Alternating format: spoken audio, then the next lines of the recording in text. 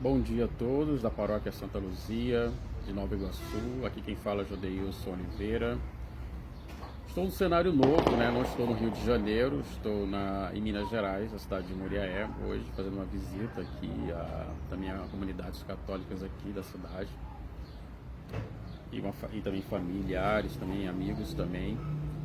E hoje vou fazer, voltando, né, a Lexio Divina que eu fiz a última vez com vocês no mês de agosto, voltando agora no mês de outubro, no dia 15, hoje, dia de Santa Teresa de Ávila, uma das 4 doutoras da Igreja. Mês de outubro, mês do Rosário da Santíssima Virgem, mês também da Padroeira do Brasil, Nossa Senhora Aparecida. Né, os devotos em festa, em comemoração a mais uma festa da Padroeira do Brasil. Hoje, 15 de outubro, nós vamos fazer a Lexio Divina com a memória de Santa Teresa de Ávila, falando do Evangelho sobre os profetas e os apóstolos mártires. E também vamos fazer vamos fazer aquela mesma regra, né, de primeiro uma leitura da Sagrada Escritura, depois a meditação sobre essa leitura, logo em seguida nós vamos fazer uma oração e depois 2 orientações para a contemplação. Vamos iniciar com a oração inicial, que nós sempre fazemos, invocando o Espírito Santo. Em nome do Pai, do Filho e do Espírito Santo. Amém. Vinde, Espírito Santo, enchei os corações dos vossos fiéis e acendei neles o fogo do vosso amor, e enviai o vosso Espírito, e tudo será criado, e renovareis a face da terra. Oremos.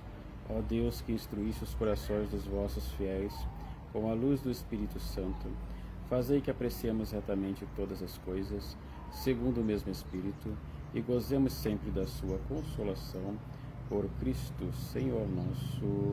Amém. E hoje, sendo o dia de Santa Teresa de Ávila, nada mais apropriado do que fazer a oração mais famosa de Santa Teresa de Ávila. Acompanhe a oração. Nada te perturbe, nada te espante, tudo passa.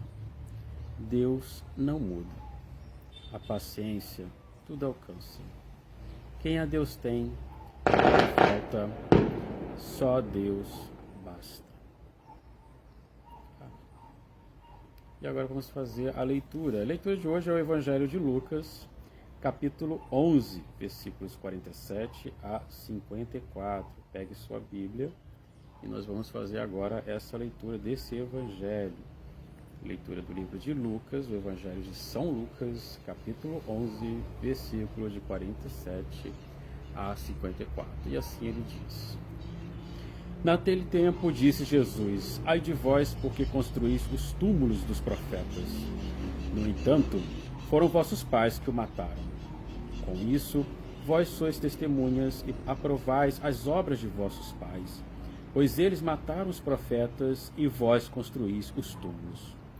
É por isso que a sabedoria de Deus afirmou: Eu lhes enviarei profetas e apóstolos, e eles matarão e perseguirão alguns deles, a fim de que se peçam contas a esta geração do sangue de todos os profetas derramados desde a criação do mundo, desde o sangue de Abel até o sangue de Zacarias, que foi morto entre o altar e o santuário. Sim, eu vos digo, serão pedidas contas disso a esta geração. Ai de vós, mestres da lei, porque tomastes a chave da ciência, vós mesmos não entrastes, e ainda impedistes os que queriam entrar. Quando Jesus saiu daí, os mestres da lei e os fariseus começaram a tratá-lo mal, e a provocá-lo sobre muitos pontos. Armavam ciladas para pegá-lo de surpresa, por qualquer palavra que saísse de sua boca. Bom, o Evangelho de Lucas, a gente já está indo na reta final do ano litúrgico. A gente vai ver daqui a pouco passagens falando sobre a volta de Cristo, a parousia. Mas nesse contexto ele vai falar justamente, já preparando esse caminho da sua perseguição, que levou à sua morte na cruz. Ele vai falar daqueles do povo de Israel que não recebeu os enviados de Deus, os profetas. E ele vai citar o interessante Abel como profeta, né? Abel, que é aquele filho de Adão e Eva, o primeiro que foi assassinado por Caim. Porque Abel havia feito uma oferenda agradável a Deus, já Deus rejeitou a oferta de Caim. E por inveja, raiva, Caim mata seu irmão Abel, e o sangue de seu irmão Abel clamou aos céus por vingança. Jesus vai falar sobre isso. O que chama mais atenção no Evangelho, para mim, aqui nesse contexto, é quando Jesus adverte, ele fala primeiramente sobre a questão dos profetas que foram perseguidos e mortos, né? Os profetas de Israel, eles sempre anunciavam que um pedido de conversão, um pedido de penitência, um pedido de exame de consciência, um pedido de recolhimento, você olhar para dentro de si e voltar também para Deus, e um voltar para Deus, um olhar a Deus, né? Os profetas sempre vinham com essa missão, porque o povo de Israel, Deus sempre fazia maravilhas, mas o povo de Israel sempre se extraviava e acabava indo para o caminho errado, o caminho oposto a Deus. Deus sempre chamava o povo de Israel para a vida e o povo de Israel preferia aquilo que levava à morte, né? Abandonava as obras de Deus, as obras de misericórdia e ia para as obras da morte, que eram do egoísmo, da avareza, da luxúria, né? Da corrupção, né? Você vai ver no Antigo Testamento a condenação, inclusive, aos magistrados que cometiam injustiça, né? Aqueles magistrados que não julgavam com justiça, julgavam por interesses. Então os profetas vão fazendo essas denúncias, e isso vai atacando justamente as pessoas das mais altas classes, não só delas, mas também de baixas, que preferiam estar no erro porque conseguiam vantagens através desse erro. Quanto de nós vemos assim no nosso dia a dia pessoas que estão em uma posição alta, subiram na vida, passando, né, digamos assim, no dito popular, passando a perna nos outros.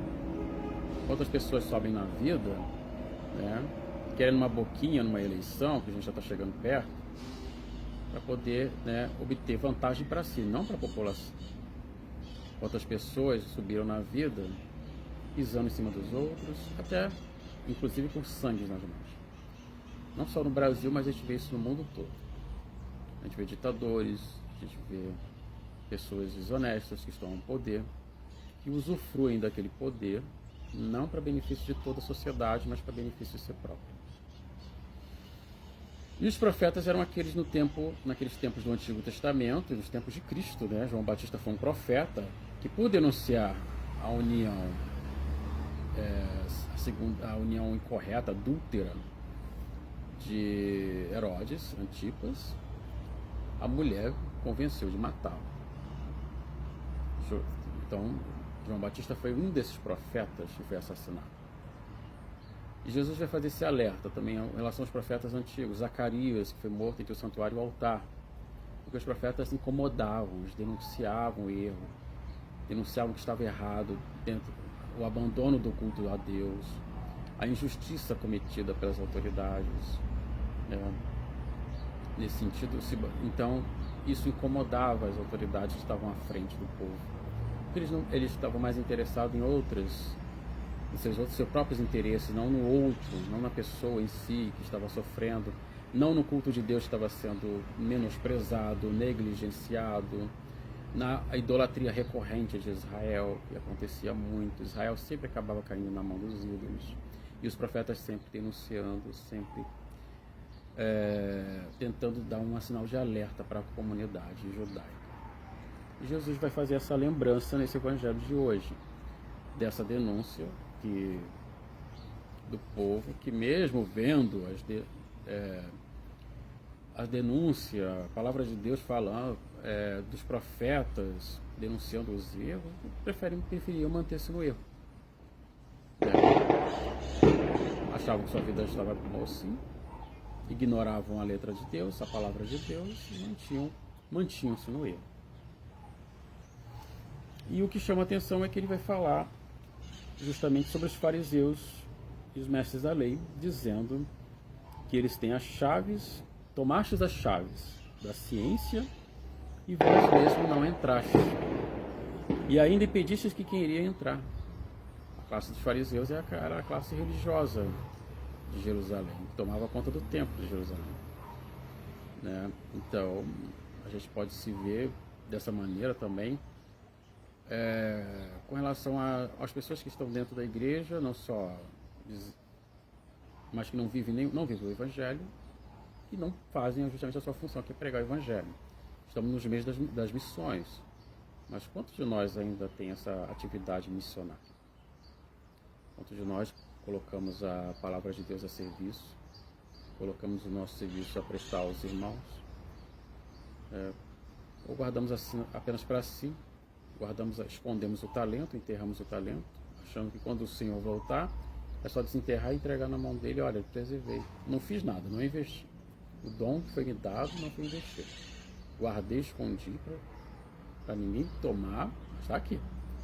E a resposta de Jesus à parábola foi o qual? Ah, que bom que você guardou, que não perdeu. Não. Servo mau e preguiçoso, atirai-o para fora, onde há trevas, onde haverá choro e ranger de dentes. Porque não investiste? Aí ele fala assim, ainda, até o que não foi lhe dado será tirado. As palavras de Jesus são duras, muitas das vezes.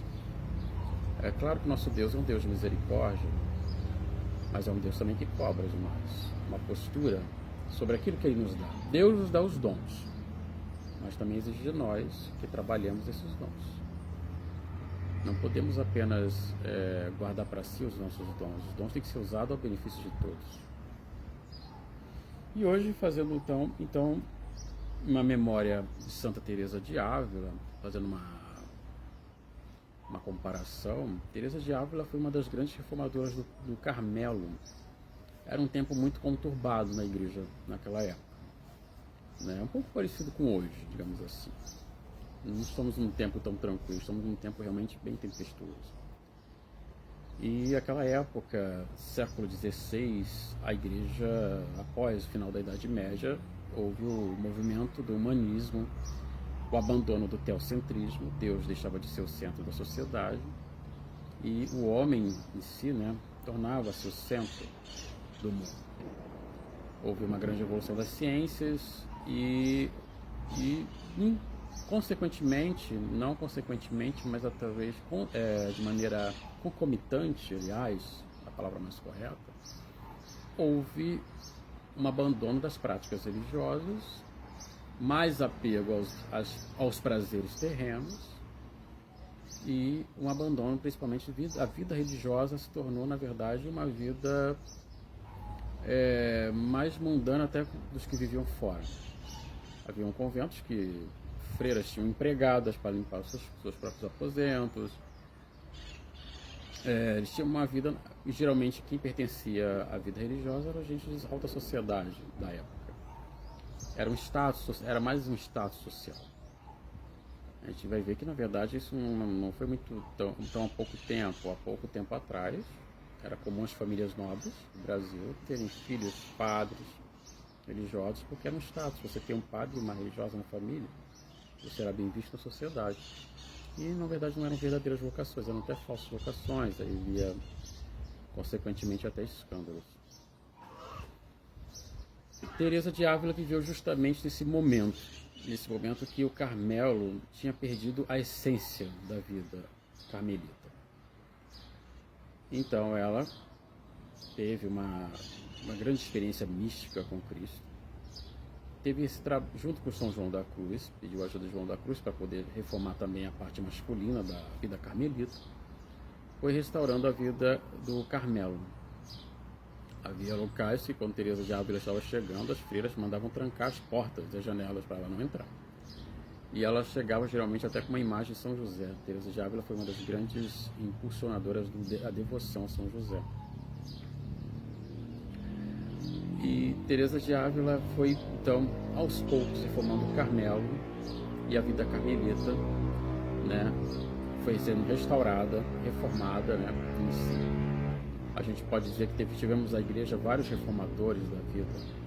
Tivemos também São Francisco de Assis, que trouxe de volta a memória da vida mendicante da igreja, a vida da pobreza. Tivemos São Domingos de Gusmão, que foi um grande reformador das pregações, do combate ao erro, né?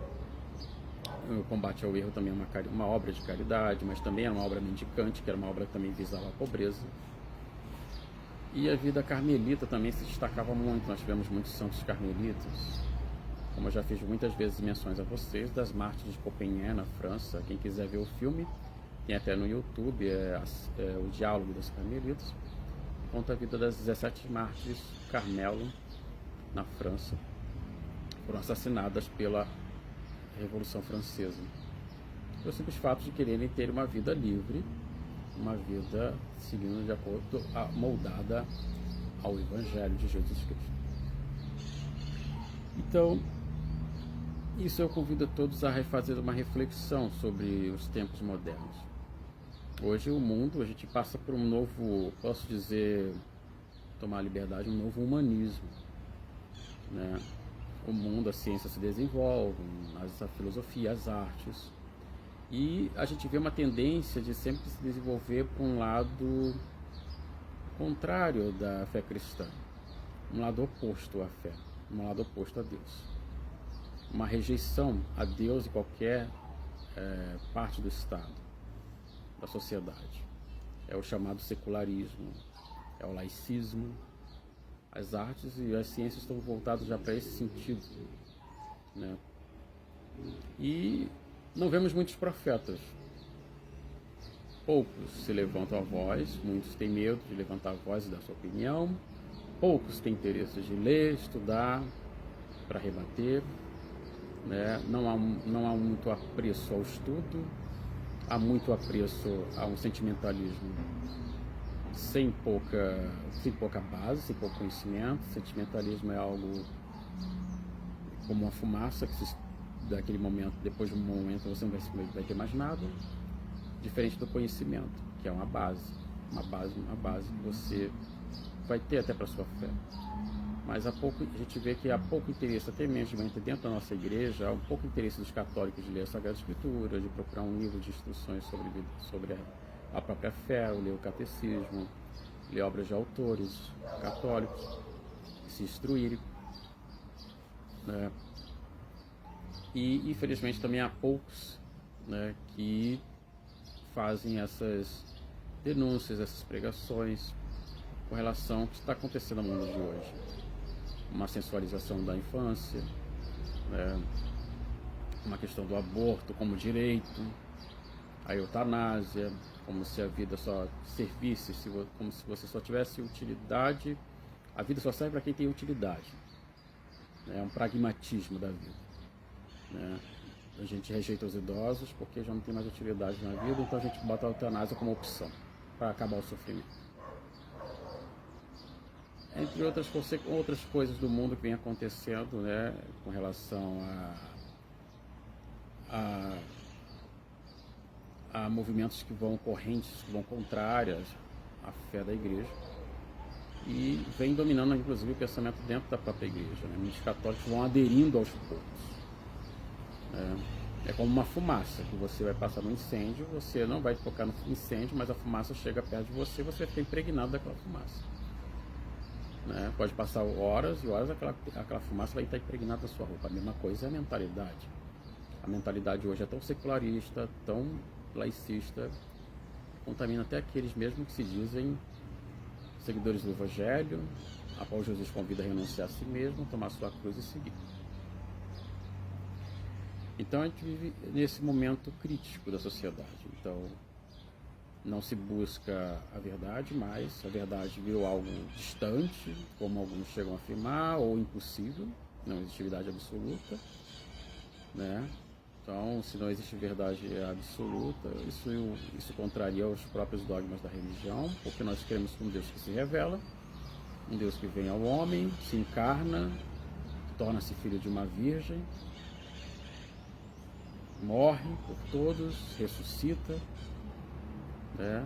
Vence a morte, ensina e manda o mundo pregar. Se dissermos que não tem verdade absoluta, então isso perde o valor. Isso não é uma verdade, é apenas mais uma verdade. O Evangelho vira apenas mais um conceito, dentre tantos outros milhares. E não é isso que a gente acredita. Nós acreditamos que sim, Jesus Cristo veio ao mundo, Ele se encarnou no seio puríssimo da Virgem Maria, se fez homem, foi crucificado, morto sob Pôncio Pilatos, pregou, fez milagres, ressuscitou o terceiro dia, subiu aos céus e de onde virá a julgar os vivos e os mortos, o qual a gente vai viver nos próximos domingos, os evangelhos da parousia e no advento, na sua primeira parte, que vai até 16 de dezembro, são evangelhos que remetem a nossa cabeça sobre a segunda vinda de Cristo. Tem até um canto da igreja que diz dia de ira, que é cantado na liturgia das horas, na última semana do tempo comum, dies irae, o dia da ira, o dia do juízo final. É o dia de prestar contas. Seremos nós aqueles que vamos prestar contas e ficar à direita do Cordeiro, por ter usado os nossos dons e talentos em prol da pregação do Evangelho, do Reino de Deus, em prol da salvação das almas, ou seremos nós aqueles que negligenciamos e guardamos os nossos dons e ficaremos à esquerda, e a nós seremos reservado o caminho da perdição do inferno, reservado a Satanás e seus anjos por ter sido egoísta, por ter se fechado a si próprio, ter se transformado no nosso ego em nosso próprio Deus. Aí cai essa reflexão de hoje, como Jesus fez com os fariseus e os mestres da lei, que tomavam as chaves da ciência, ou seja, do conhecimento de Deus, mas não entrariam e também não deixariam que os outros que queriam entrar. Devemos então fazer essa reflexão nesse sentido sobre esse evangelho de hoje. Façamos agora então a oração para poder depois partir para a contemplação. Ó Deus, pedindo a intercessão de Santa Teresa de Ávila, a sua doutora, que trouxe tanto conhecimento à igreja, reformou a vida carmelita e trouxe uma renovação espiritual a toda a igreja. Pedimos para que conscientize todos nós de nossos dons e de nossa missão sobre a vida, de nossa missão aos nossos irmãos, de nossa missão diante do mundo, no qual, como membros do corpo de Cristo, somos convidados a viver, praticar e a espalhar a boa nova do reino de Deus. Pedindo a Deus que tenhamos essa consciência, coragem, força para lutar com as armas que nos deste contra as insídias, as malícias do demônio, pedindo a ajuda dos anjos e São Miguel Arcanjo, e pedindo sempre a intercessão da Virgem Santíssima, a Rainha da Igreja, a Rainha dos Apóstolos. Então, nós, a partir de hoje, pedimos a Deus essa consciência, que sejamos assim verdadeiros arautos do Evangelho, apóstolos de Cristo, até o fim de nossa vida, assim seja. Quanto à meditação, eu sempre oriento você para buscar um lugar reservado em que você possa reler esse evangelho. É um evangelho que Jesus tem palavras duras, mas às vezes nem sempre só palavras doces ajudam a vida, né? Às vezes tem que precisar de um puxão de orelha também, para fazer uma reflexão melhor sobre isso, sobre nossas atitudes. A gente só tem que ter em mente uma coisa: a nossa reflexão deve estar principalmente voltada aos nossos atos, não do outro. O que nós fazemos pelo reino de Deus? Às vezes a gente desanima do trabalho da igreja porque a gente quer olhar o outro e ter o outro como referência. A nossa primeira referência deve ser a nossa resposta diante de Deus. Então eu encerro aqui, desejando a todos uma boa quinta-feira, com as bênçãos de Deus, sob a intercessão de Nossa Senhora Aparecida, Nossa Senhora de Fátima, do Rosário de Fátima, esse mês também, né, que foi dia 13, né, foi dia da última aparição de Fátima, né, e também a intercessão da Santa Teresa de Ávila, doutora mística da Igreja. Procurem conhecer um pouco sobre a vida de Teresa de Ávila e os escritos dela. São grandes livros de conhecimento espiritual, de elevação espiritual, que vale a pena conhecer. só colocar no Google, escritos de Santa Teresa de Ávila, vocês vão encontrar vários. São grandes obras. Fique com Deus. Até a próxima, se Deus quiser.